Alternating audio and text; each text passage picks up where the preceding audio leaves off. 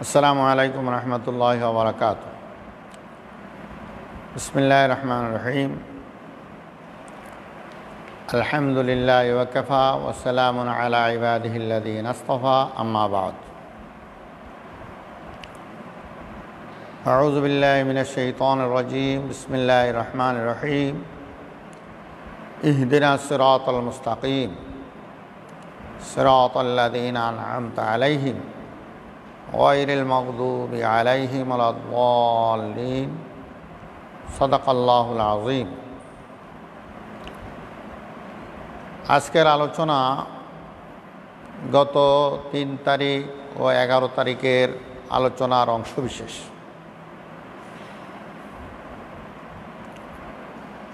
একটা প্রশ্ন যে এই সমস্ত আলোচনা এই মুহূর্তে কেন, অতীতে শুনিনি কেন? বিষয় হলো, রোগীদের অবস্থা ছিল ডাক্তারের কাছে সমস্যার কথা বলতো, ডাক্তার ওষুধ লিখে দিত, বলে দিত, রোগীরা খেয়ে সুস্থ হয়ে যেত। কিন্তু যখন রোগীরা অনেক সচেতন হয়ে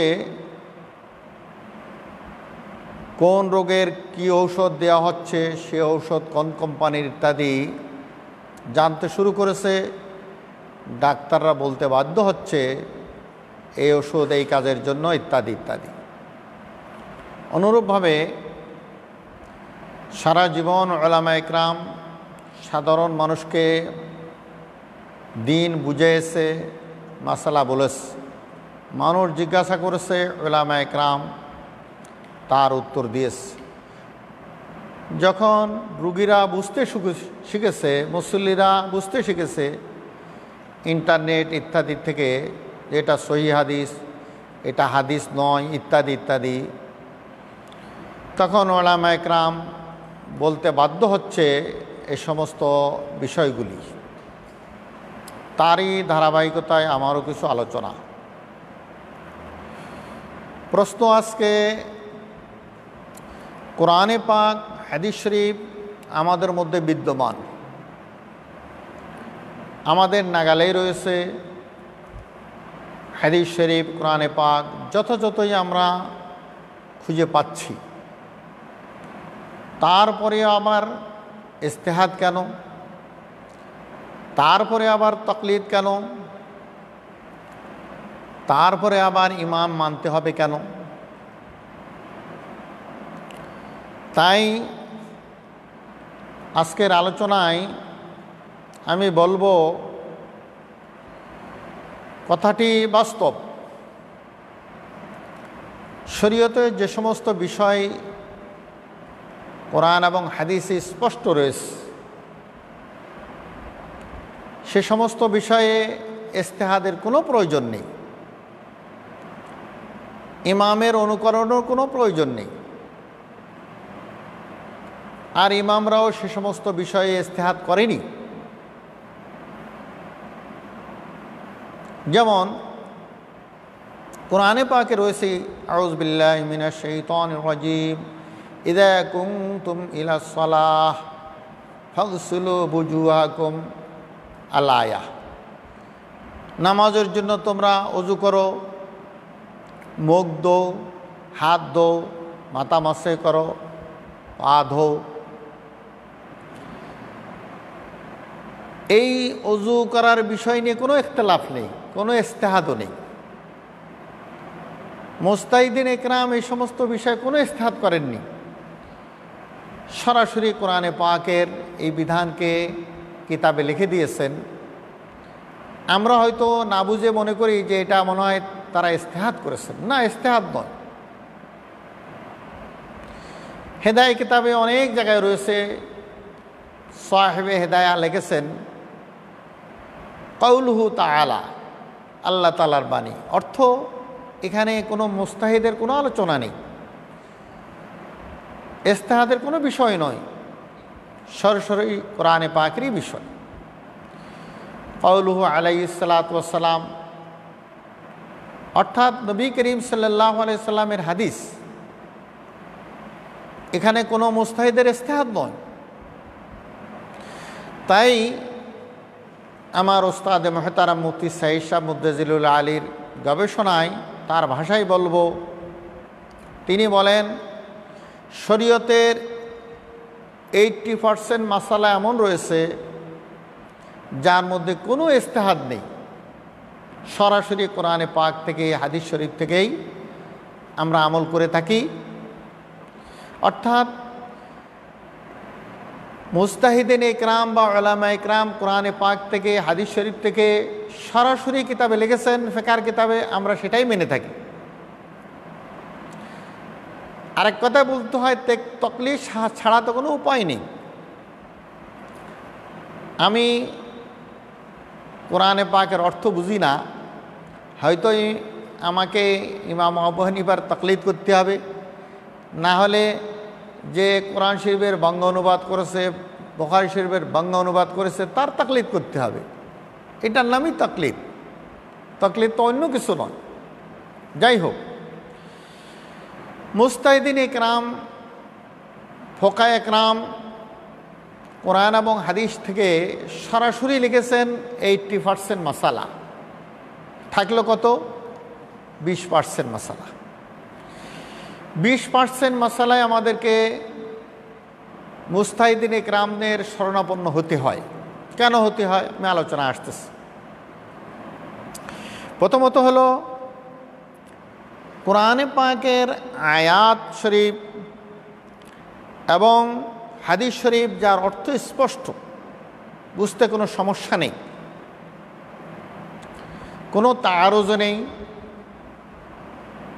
যে সেখানে কোনো মুস্তাহিদদের কোনো আলোচনা নেই, সেটাই বিধান, সেটাই মাসালা। এমনিভাবে যে সমস্ত বিষয়ে হাদিস শরীফে রয়েছে, কোরআনে পাকে রয়েছে, সাথে সাথে হাদিস শরীফের বিষয় যদিও তাআরুজ হয়েছে, দ্বন্দ্ব হয়েছে, দুই হাদিসের মধ্যে দ্বন্দ্ব আছে, কিন্তু তাকদিম তাখির, কোনটা আগের কোনটা পরের, কোনটা নবী করিম সাল্লাল্লাহু আলাইহি সাল্লামের প্রথম যুগের বাণী আর কোনটা পরের যুগের বাণী, এটাও হাদিস শরীফের মধ্যে স্পষ্ট রয়েছে। সেখানেও মুস্তাহিদিন ইকরামদের কোনো আলোচনা নেই। যেমন উদাহরণস্বরূপ, যে মুসলিম শরীফের রওয়ায়াত, নবী করিম সাল্লাল্লাহু আলাইহি ওয়াসাল্লাম ইরশাদ করেন, কুনতু নাহাইতু আন জিয়ারাতিল কুবুর ফাজুরুহা। আমি তোমাদেরকে কবর জিয়ারত করতে নিষেধ করেছিলাম, কারণ ভিন্ন রয়েছে, মুহাদ্দিসিন ইকরাম বর্ণনা করেছেন, কিন্তু আল্লাহ রসুল সাল্লাল্লাহু আলাইহি ওয়াসাল্লাম বলেন ফাজুরুহা, এখন তোমরা জিয়ারত করো। তাহলে এই হাদিস শরীফ থেকে স্পষ্ট বোঝা যায় যে নিষেধ করাটা পূর্বের আর আদেশ করাটা পরের।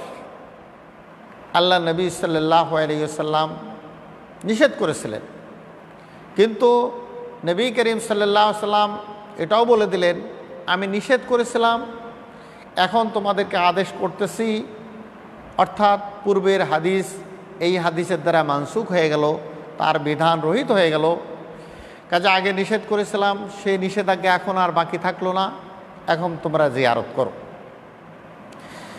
তা এই ধরনের ক্ষেত্রে, এই ধরনের হাদিসের ক্ষেত্রে, যে হাদিসের তাআরুজ হওয়ার পরেও কোনটা আগের কোনটা পরের, কোনটা মুকদ্দম কোনটা মুআখ্খার, কোনটা নাসিখ কোনটা মানসুখ বোঝা যায়, সেখানেও ফোকায়ে ইকরামদের কোনো আলোচনা নেই, কোনো ইজতিহাদ নেই। আরেকটা উদাহরণ দেই, যেমন নাকি আলা দরজার হাদিস, যে আবু হুরায়রা রাদিয়াল্লাহু তাআলা আনহু থেকে বর্ণিত, নবী করিম সাল্লাল্লাহু আলাইহি ওয়াসাল্লাম ইরশাদ করেছেন, তাওয়াজ্জাউ মিম্মা মাসাতিন নার, যে খাদ্য আগুন স্পর্শ করেছে যে জিনিস আগুন স্পর্শ করেছে সেখানে সেই জিনিসে হাত দিলেই উজু ভেঙে যাবে, গরম পানি পান করলে উজু ভেঙে যাবে। এটা সহিহ হাদিস, আলা দরজার হাদিস।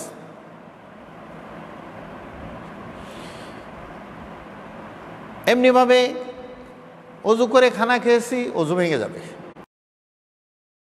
না, অজু হওয়ার সাথে সাথে তো ভেঙে যাবে, কারণ গরম পানি আগুন স্পর্শ করেছে, কাজেই গরম পানিতে অজু করার কোনো উপায় নেই।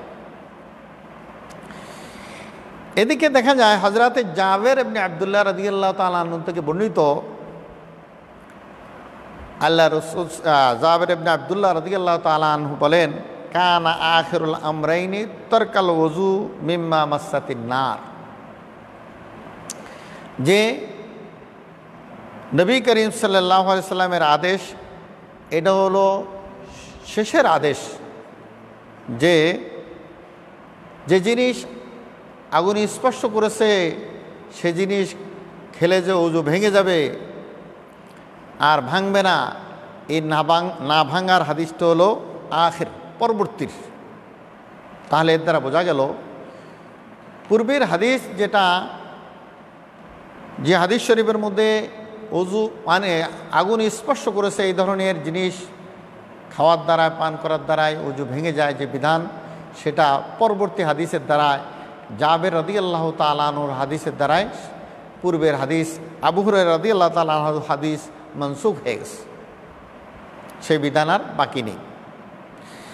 কাজে যখন হাদিস শরীফের দ্বারা আমরা স্পষ্ট বুঝতে পারতেছি, বুঝে নিতে পারতেছি যে এটা পরবর্তীর হাদিস আর এটা আগের হাদিস, এই হাদিসের দ্বারাই পূর্বের হাদিস মনসুখ হয়ে গিয়েছে, সেক্ষেত্রে মুস্তাহিদিনদের ইজতিহাদের কোনো প্রয়োজন নেই। এই সমস্ত ক্ষেত্রে মুস্তাহিদিন ইকরাম কোনো ইজতিহাদ করেনও নেই। প্রশ্ন হলো, ওই সমস্ত ক্ষেত্রে যে সমস্ত বিধানের জন্য হাদিস শরীফে তাআরুজ রয়েছে, এক হাদিসের দ্বারা বোঝা যায় এটা করা যাবে, অপর হাদিসের দ্বারা বোঝা যায় এটা করা যাবে না, সাথে সাথে কোনটা আগের আর কোনটা পরের তারও কোনো প্রমাণ নেই, কোনটা নাসিখ কোনটা মানসুখ এই ধরনের কোনো দলিল প্রমাণ নেই, সেক্ষেত্রে মুস্তাহিদিনদের ইজতিহাদ ছাড়া কোনো উপায় নেই। সেক্ষেত্রে আমরা মুস্তাহিদিনদের শরণাপন্ন হয়েছি। মুস্তাহিদিন ইকরাম সে সমস্ত বিষয়ে ইজতিহাদ করেছে। এই 20%, 80%-এ কোনো ইজতিহাদ নেই, এবং 80% নিয়ে কোনো এখানে মুস্তাহিদের কোনো তাকলিদেরও প্রয়োজন নেই। শুধু ওই সমস্ত ক্ষেত্রে যেখানে স্পষ্ট নয়, কোরআনে পাকের হাদিস শরীফের অর্থ অস্পষ্ট, অথবা হাদিস শরীফ এক হাদিস শরীফ আর এক হাদিস শরীফের সঙ্গে তাআরুজ হয়, দ্বন্দ্ব হয়, কোন হাদিস আগের কোন হাদিস পরের, কোনটার দ্বারা কোনটা রহিত হলো সেটারও কোনো প্রমাণ আদি স্পষ্ট পাওয়া না যায়, সেক্ষেত্রেই হলো ইজতিহাদের কাজ, মুস্তাহিদিন ইকরামদের কাজ। তার সংখ্যা মাত্র 20%। কলেজে আমাদেরকে বলা হয় আমরা শুধু তাকলিদ করি, আমরা ইমামদের তাকলিদ করি, কোরআন হাদিস শরীফকে মানি না। আসলে সকল বিষয় নয়, 80%-এর তো তাকলিদের কোনো প্রশ্নই নেই, ইজতিহাদের কোনো প্রশ্ন নেই। হ্যাঁ, আমরা বুঝি না বিধায় একজন আলেমের কাছে জিজ্ঞাসা করি, তেমনিভাবে যথাযথ অর্থ না বোঝার কারণে মুস্তাহিদিন ইকরাম যা ফেকা আকারে লিখেছেন সেটাকে পড়ি, শুধু এতটুকুই। এটা মুস্তাহিদের কথা হিসাবে আমরা মানি না, আল্লাহ পাকের কথা, আল্লাহ রসুল সাল্লাল্লাহু আলাইহি সাল্লামের বাণী, সেই হিসাবেই মানি। অর্থ বুঝি না বিদায় হয়তো উলামা ইকরামদের শরণাপন্ন হই, এটাও এক পর্যায়ের এক তাকলিদ। যাই হোক, আমি বুঝাতে চেয়েছি কোরআনে পাকের মধ্যে নাসিখ মানসুখের অনেক বিষয় রয়েছে, এ নিয়ে মতভেদও রয়েছে। কত জায়গায় মানসুখ হয়েছে, কতগুলি বিধান মানসুখ হয়েছে, এই নিয়ে মতভেদও রয়েছে। যারা বলে কোরআনে পাক আল্লাহ পাকের বাণী মানসুখ হতে পারে না, মানসুখ নেই, তাদের কথা সঠিক নয়। কোরআনে পাকের যদি বিধান, আল্লাহ পাকের বিধান নাসেক মানসুখ মেনে না নেই, তাহলে তো শরাব পান করা জায়েজ হয়ে যায়। শরাব পান করার অনুমতি তো কোরআনে পাকে রয়েছে, কিন্তু কোনটা নাসেক আর কোনটা মানসুখ, এটা যদি নাসেক মানসুখ না জানি এবং নাসেক মানসুখ না মানি, কোনটা রহিত হলো কোনটা রহিত হলো এটা না জানি না মানি, তাহলে তো অনেক হারাম জিনিস হালাল হয়ে যাবে। এটা অজ্ঞতার কথাবার্তা, আল্লাহ হেফাজত করেন। বাকি হাদিস শরীফে এই ধরনের সমস্যা রয়েছে।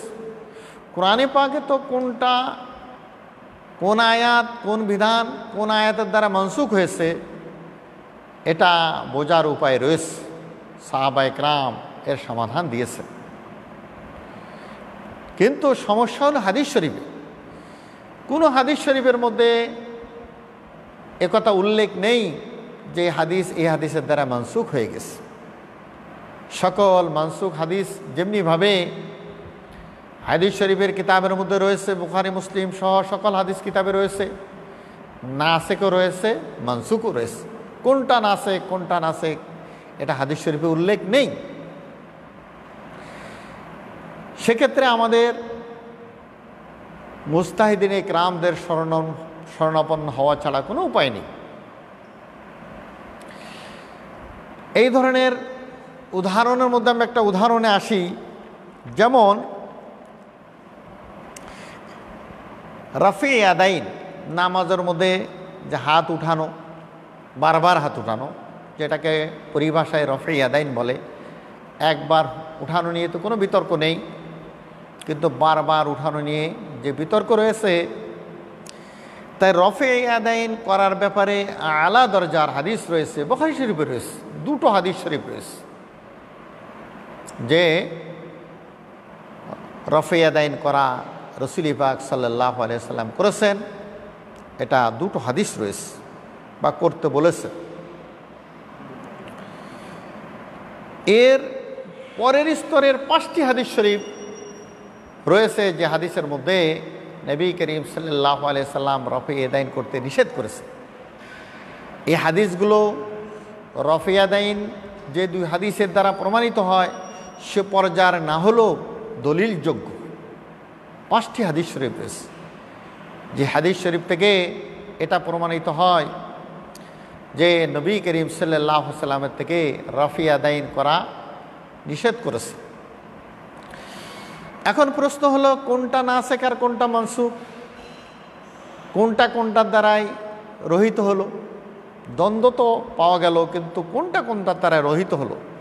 কি রফি আদাইন তর্কে রফি আদাইনের দ্বারা মনসুখ হয়ে গেল, না তর্কে রফি আদাইনের দ্বারা মনসুখ হয়ে গেল? এটা বোঝার কোনো উপায় হাদিস শরীফ থেকে আমরা পাই না। এই সমস্ত কঠিন মুহূর্তেই আমাদেরকে মুস্তাহিদিন ইকরামদের শরণাপন্ন হতে হয়, বা মুস্তাহিদিন ইকরাম এই ধরনের কঠিন মুহূর্তে ইস্তেহাদ করেছে। এক্ষেত্রে ইস্তেহাদ কি করেছেন? ইমামে আজম আবু হানিফা রাহিমাহুল্লাহ তাআলা তর্কে রফি আদাইন, বারবার হাত উঠা বর্জন করা, এটাকে অগ্রাধিকার দিয়েছে। এই 5টি হাদিসকে অগ্রাধিকার দিয়েছে ওই দুই হাদিসের তুলনায়। ইস্তেহাদ কিভাবে করেছেন? যে নবী করিম সাল্লাল্লাহু আলাইহি সাল্লামের জীবদ্দশায় শেষ মুহূর্তে হযরতে আবু বকর সিদ্দিক রাদিয়াল্লাহু তাআলা আনহু 17 ওয়াক্ত নামাজ জামাতের ইমামতি করেছেন। আল্লাহ রসুল সাল্লাল্লাহু আলাইহি সাল্লাম অসুস্থ ছিলেন। নবী করিম সাল্লাল্লাহু আলাইহি সাল্লামের জীবদ্দশায় 17টি নামাজের ইমামতি হযরতে আবু বকর রাদিয়াল্লাহু তাআলা আনহু করেছেন। এরপরে নবী করিম সাল্লাল্লাহু আলাইহি সাল্লামের ইন্তেকালের পরে হযরতে আবু বকর সিদ্দিক রাদিয়াল্লাহু তাআলা আনহু 2 বছর শাসন করেছেন। খলিফা ছিলেন, আমিরুল মুমিনিন ছিলেন, তিনি 2 বছর ইমামতি করেছেন। কিন্তু এই 2 বছর ইমামতির মধ্যে হযরত আবু বকর রাদিয়াল্লাহু তাআলা আনহু কখনো রফি আদাইন করেননি। হযরত আবু বকর সিদ্দিক রাদিয়াল্লাহু তাআলা আনহু বর্তমানে হযরত উমর রাদিয়াল্লাহু তাআলা আনহু 10 বছর খলিফা ছিলেন, 10 বছর তিনি ইমামতি করেছেন। এই 10 বছর নামাজ পড়াতে গিয়ে হযরত ওমর রাদিয়াল্লাহু তাআলা কখনো রফিয়া দাইন করেননি। হযরত আলী রাদিয়াল্লাহু তাআলা 5 বছর খলিফা ছিলেন, 5 বছর ইমামতি করেছেন। এই 5 বছর ইমামতির বয়সে হযরত আলী রাদিয়াল্লাহু তাআলা কোনো রফিয়া দাইন করেননি। হযরত উসমান রাদিয়াল্লাহু তাআলা 12 বছর তিনি খলিফা ছিলেন, ইমামতি করেছেন। 12 বছরের ইমামতির মধ্যে হযরত উসমান রাদিয়াল্লাহু তাআলা রফিয়া দাইন করেননি। হযরত ইমাম আযম আবু হানিফা রাহিমাহুল্লাহ তাআলা বলেন, আমার ইজতিহাদ হলো এখানে যে নবী করিম সাল্লাল্লাহু আলাইহি সাল্লাম থেকে স্পষ্ট কোনো আমরা কোনটা আগের কোনটা পরের কোনটার দ্বারা কোনটা নাসেখ আর মানসুখ এটার যখন আমরা স্পষ্ট কোনো প্রমাণাদি পাচ্ছি না, তখন আমরা ইজতিহাদ করব। আমাদের ইজতিহাদ কি হবে যে 4 খলিফার জীবদ্দশায় প্রায় 30 বছর ইমামতি করেছেন, কখনো রফিয়া দাইন করেননি। তাই হযরত ইমাম আযম আবু হানিফা রাহিমাহুল্লাহ তাআলা বলেন যে তারকে রফিয়া দাইন না করা এটাই সুন্নত বা এটাই উত্তম। এবং তিনি মনে করেন যে রফিয়া দাইন না করা এটা হলো নবী করিম সাল্লাল্লাহু আলাইহি সাল্লামের শেষ যুগের আমল। আর রফিয়া দাইন করা যেটা নাকি সহিহ হাদিসে রয়েছে সেটা হলো প্রথম যুগের আমল। যা নিয়ে গত 11 তারিখের আলোচনায় আমি বলেছিলাম খালি সহিহ হাদিস হলেই হবে না, সহিহ হাদিসের উপর আমল করা অসম্ভব, সহিহ হাদিসের উপর আমল করা জায়েজ নেই। তার উদাহরণ দিয়ে আমি গত 11 তারিখে বোঝানোর চেষ্টা করেছিলাম। তাই হযরতে ইমাম আযম আবু হানিফা রাহিমাহুল্লাহ তাআলা বলেন,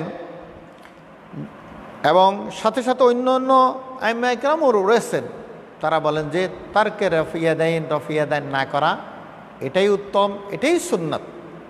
কারণ নবী করিম সাল্লাল্লাহু আলাইহি সাল্লামের থেকে যখন আমরা কোনো স্পষ্ট প্রমাণ পাচ্ছি না, তখন আমাদেরকে দেখতে হবে নবী করিম সাল্লাল্লাহু আলাইহি সাল্লামের সাহাবায়ে কেরাম কী করেছে। হাদিস শরীফ বুঝতে হবে নবী করিম সাল্লাল্লাহু আলাইহি সাল্লামের সাহাবায়ে কেরামের আমলের মাধ্যমে। তাই 4 খলিফা যখন 30 বছর রফিয়া দাইন করেননি, আমরা ধরে নেব এটাই হলো নবী করিম সাল্লাল্লাহু আলাইহি সাল্লামের শেষ বয়সের আমল। এদিকে হযরতে ইমাম শাফি রাহিমাহুল্লাহ তাআলা তিনি বলেন যে না, আমি বলবো রফিয়া দাইন হলো শেষ যুগের আমল এবং তর্কের রফিয়া দাইন হলো প্রথম যুগের আমল। হযরতে ইমাম শাফি রাহিমাহুল্লাহ তাআলার যুক্তি হলো রফিয়া দাইন হলো নামাজের সৌন্দর্য। হযরতে ইমাম শাফি রাহিমাহুল্লাহ তাআলার যুক্তি হলো রফিয়া দাইন হলো নামাজের সৌন্দর্য, জিনত।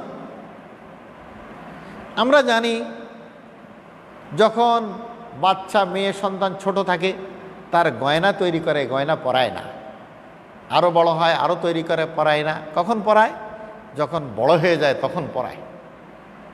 ঠিক আছে? তাই নবী করিম সাল্লাল্লাহু আলাইহি বয়সে নামাজের সেটা পরাইয়ে নামাজকে আদায় করেছেন। কাজে এটাই হলো শেষ বয়সের আমল, এটাকেই সুন্নত বল। এটা ইমাম শাফি রাহিমাহুল্লাহ তাআলার ইজতিহাদ।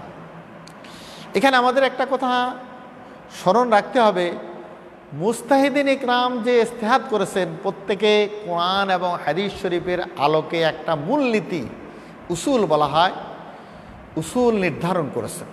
উসুলের ভিত্তিতে তারা ইজতিহাদ করেছে, খামখেয়ালিভাবে করেননি, কোরআন এবং হাদিস শরীফকে সামনে রেখে।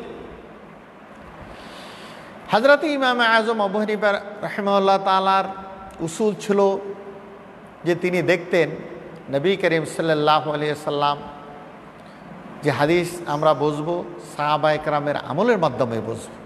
এছাড়া হযরত ইমাম আযম আবু হানিফা রাহিমাহুল্লাহ তাআলার উসুল ছিল যথাসম্ভব সকল হাদিসের উপর আমল করা সম্ভব কিনা এটা প্রথম তিনি চেষ্টা করেছেন।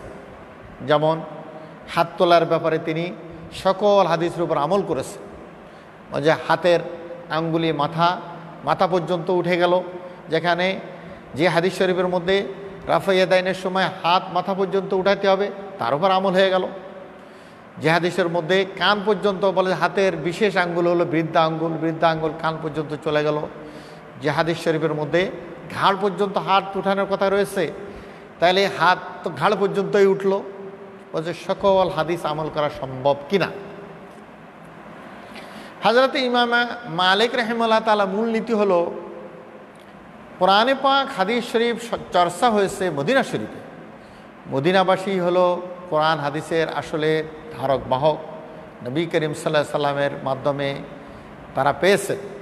আমি দেখব যেই বিষয়ে বিতর্ক হয়েছে মদিনাবাসীর আমল কি, মদিনাবাসীরা কি করে, এটা ওনার একটা উসুল। ইমাম শাফি রাহিমাহুল্লাহ তাআলা সাথে সাথে ওনার ছাত্র ইমাম আহমদ ইবনে হাম্বল রাহিমাহুল্লাহ তাআলা, তারও একই ধরনের মূলনীতি।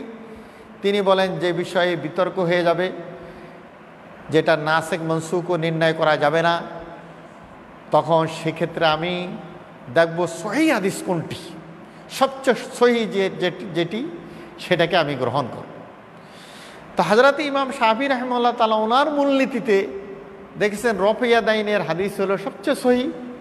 এই জন্য তার মূলনীতিতে তিনি যুক্তি দিয়েছেন, ওনার ইস্তেহাদ করেছেন যে রফিয়া দাইন এটাই সুন্নত, এটাই উত্তম। এখন আমি আর আপনি কি করব? আমার আপনার করণীয় কাজ কি? আমার আর আপনার করণীয় কাজ হলো এইসব ক্ষেত্রে যে যে ইমামের অনুসরণ করি, যে যে ইমামকে ভক্তি করি তার অনুসরণ করা, এছাড়া বিকল্প কোনো রাস্তা নেই। যারা বলে ইস্তেহাদ মানি না বা ইস্তেহাদের প্রয়োজন নেই, বলে তাদের এসব ক্ষেত্রে কোনো উপায় নেই। হয়তো ইমাম আজম আবু হানিফা রাহিমাহুল্লাহ তাআলার ইস্তেহাদ মেনে নিতে হবে, যিনি একজন তাবি, না হলে ইমাম শাফি রাহিমাহুল্লাহ তাআলার ইস্তেহাদকে মেনে নিতে হবে, আর না হলে আমার মতো নগণ্য মানুষ আমাকে ইস্তেহাদ করতে হবে। আমাদের বর্তমান যুগের সাধারণ আলেম তাদের ইস্তেহাদকে মেনে নিতে হবে। কোনো একটা ইস্তেহাদকে মেনে নেওয়া ছাড়া কোনো উপায় নেই।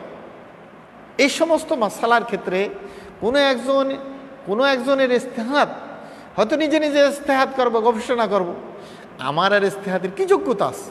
হযরত ইমাম আজম আবু হানিফা রাহিমাহুল্লাহ তাআলার ইস্তেহাদ আমার থেকে কোটি গুণ ঊর্ধ্বে। তাহলে এ সমস্ত ক্ষেত্রে ইস্তেহাদ ছাড়া কোনো উপায় নেই। আইম্মা ইকরাম ওই সমস্ত ক্ষেত্রেই ইস্তেহাদ করেছেন, যে সমস্ত ক্ষেত্রে ইস্তেহাদ ছাড়া বিকল্প কোনো চারা নেই, উপায় নেই। এছাড়া যে সমস্ত বিধান কোরআনে পাকে স্পষ্ট রয়েছে, যে সমস্ত বিধান হাদিস শরীফে স্পষ্ট রয়েছে, বাস্তব কথা সেখানে ইস্তেহাদের কোনো প্রয়োজন নেই। মুজতাহিদিন ইকরাম সেখানে ইস্তেহাদ করেন নেই। এখন আমরা বলতে পারি আমরা ফিকার কিতাব থেকে পড়ি কেন? মনে হয় কোরআনে পাকের ওই অর্থটা আমরা বুঝি নেই, ওটা বের করতে পারবো না। এই জন্য ফোকা একরাম মুজতাহিদিন ইকরাম ফিকার কিতাবে লিখে গিয়েছেন বিদায় সেটাকে মানি, শুধু এতটুকুই। তাছাড়া ফোকা একরাম মুজতাহিদিন ইকরামও নিজের থেকে বলেন নেই, কোরআন এবং হাদিস থেকে করেছে। হ্যাঁ, যেখানে নিরুপায় হয়েছে, একাধিক উদাহরণ ইনশাআল্লাহ আমি পরবর্তীতে দিতে চেষ্টা করব।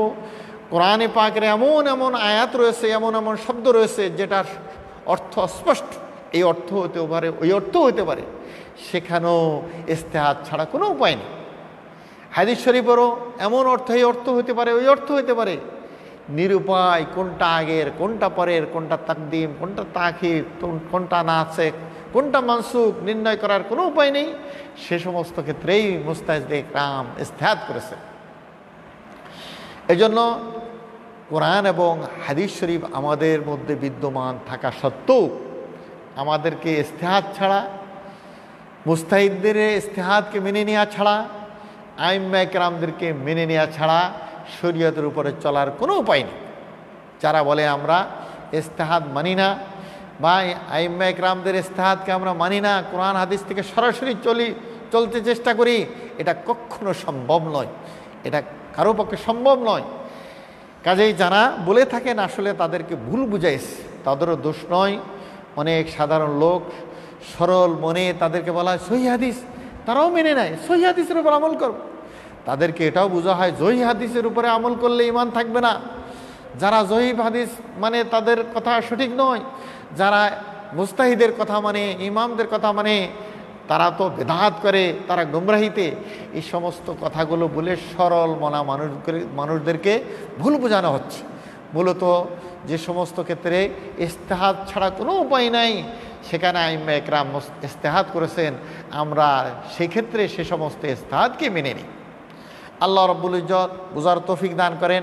আমার বিষয়টি আংশিক আজকে আলোচনা হলো, বাকি অংশ ইনশাআল্লাহ ধারাবাহিকভাবে পরবর্তী আলোচনা করার চেষ্টা করব। আমা তৌফিক ইল্লা বিল্লাহ। সম্ভব হলেই আরেকটা প্রোগ্রাম আগামীকালই করার চেষ্টা করব। আমা তৌফিক ইল্লা বিল্লাহ। ও আখির